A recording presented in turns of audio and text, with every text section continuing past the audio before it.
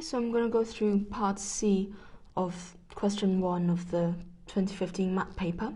So the question starts off by giving us these 4 statements and asking us which of these are true for all real values of x. Okay, so one of the first things we can do is just try some simple values of x. So for example, if we tried x is equal to 0 in this first one, we see that we would get sine of pi over 2 is equal to cos of pi over 2, and that's not true because this is equal to 1 but this is equal to 0. So we know that this first statement is false, and so we know that A and B cannot be our answers.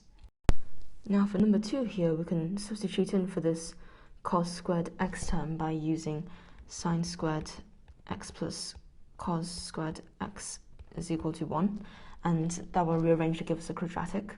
So let me just move things so we've got some more space. So if we rearrange this for cos squared,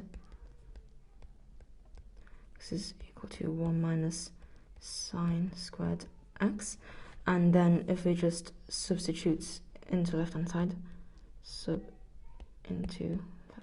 side, we see that we're going to have 2 plus 2 sine x minus, it's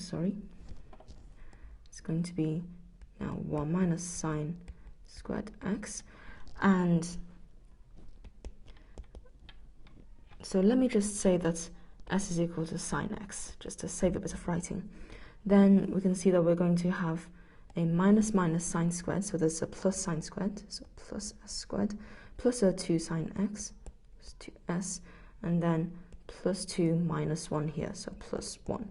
And now we can see that this is actually just s plus 1 squared, and that is always greater than or equal to 0, so 2 is true.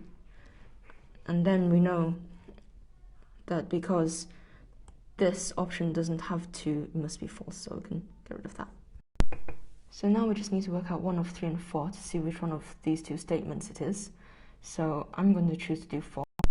So if we remember our trig identities for double angle formula, sine 2x is equal to 2 sine x cos x.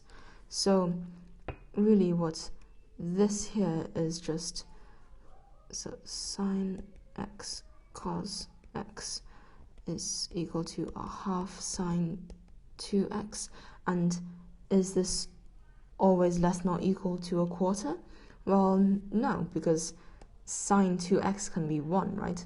Sine 2x is equal to 1 when 2x is equal to pi over 2, so a half sine 2x is equal to a half, which is greater than a quarter.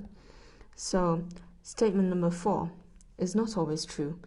So therefore, we must have had that C is our correct answer.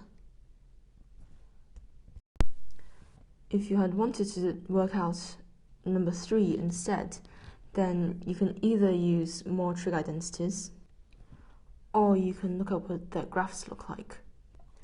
So this here is the left-hand side, so the green graph is the left-hand side. So it's the same as sine x, but it's been shifted to the left by 3 pi over 2.